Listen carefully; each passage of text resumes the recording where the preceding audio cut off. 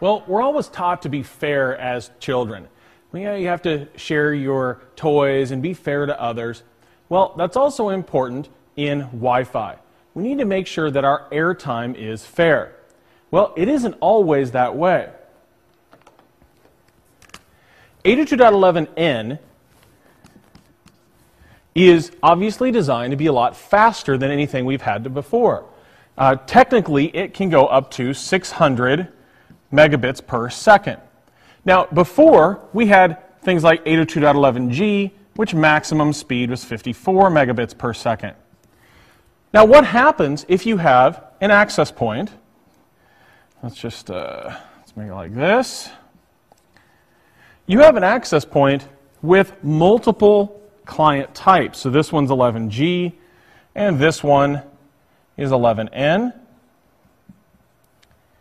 Now, there comes this little problem, and that is that the way Wi-Fi works is it is kind of fair. So let's use an analogy.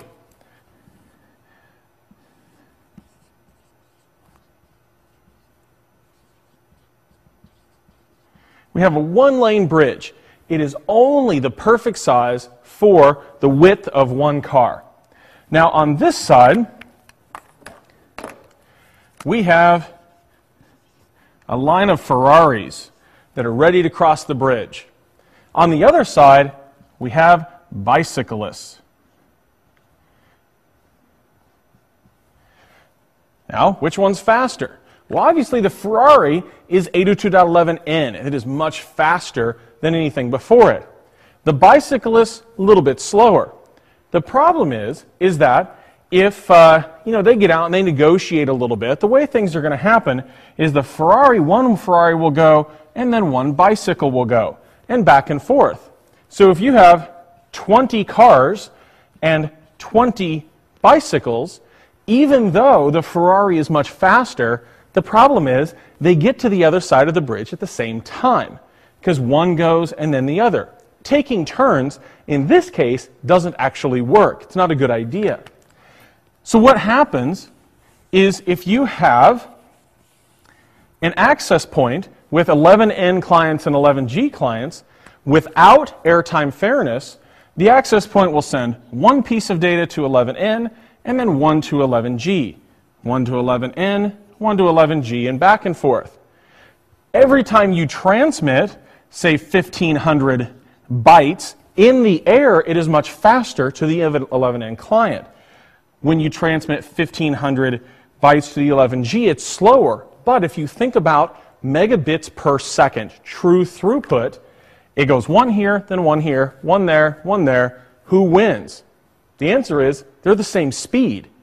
Now, I know that sounds weird, but it actually is. When you have 11N and 11G client, they would actually be transmitting at the same throughput.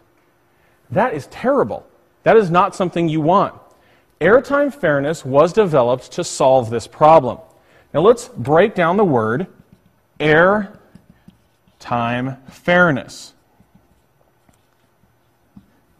Airtime fairness. Now, before we were having fairness based on one packet or the other. We were doing basically packet fairness. Now we're doing it by time. So instead of saying one for you and one for you, we will say, well, 11N, you will get a certain amount of time.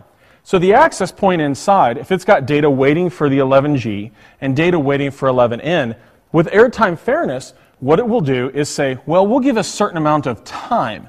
Let's just make up a certain amount of time at 100 microseconds. So those 100 microseconds, this device, the access point, may be able to transmit, let's say, 5 frames.